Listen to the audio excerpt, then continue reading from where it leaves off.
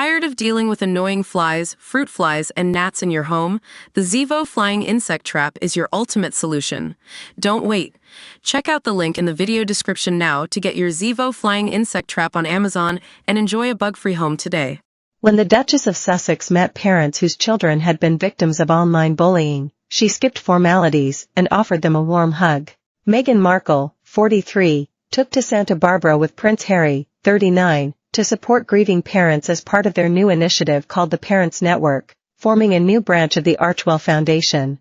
In an interview for American broadcaster CBS, the royals discussed the launch with anchor Jane Pauley and hugged and spoke with parents who lost their children to suicide, which in many cases was linked to social media usage. The CBS segment praised the Sussexes' willingness to hug members of the public, with the news anchor saying at the start of the interview, "Harry and Meghan are definitely big huggers." It's an act not often associated with members of the royal family, and in the Netflix docuseries Harry Meghan, the mother of two previously revealed how her hugs haven't always had a positive reception. Talking in the 2020 docuseries, the 43-year-old revealed she was barefoot and wearing ripped jeans when she first met the Prince and Princess of Wales.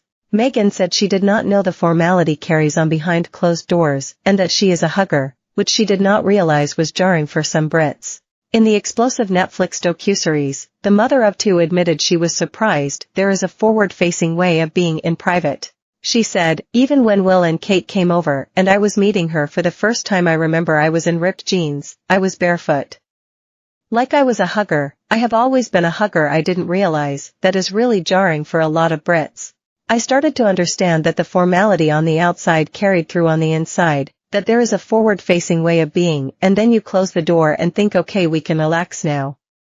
But that formality carries over on both sides, and that was surprising to me."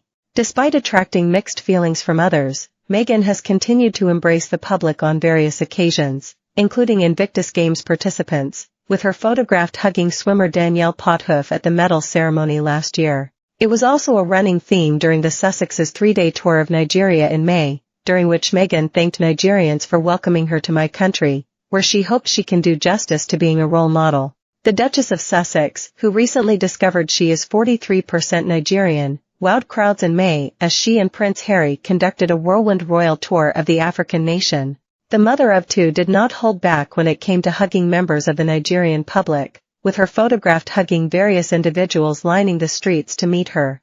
It's of little surprise then that Meghan greeted parents on the CBS segment with a warm embrace, an action that received praise. News anchor Jane Pauley. During the interview, Meghan said she has only scraped the surface of discussing the suicidal thoughts she had while a working member of the royal family, 3 years after she told Oprah Winfrey she didn't want to be alive anymore while living in the UK. Meghan first spoke of her suicidal thoughts while being a working royal in a bombshell interview with Oprah in 2021.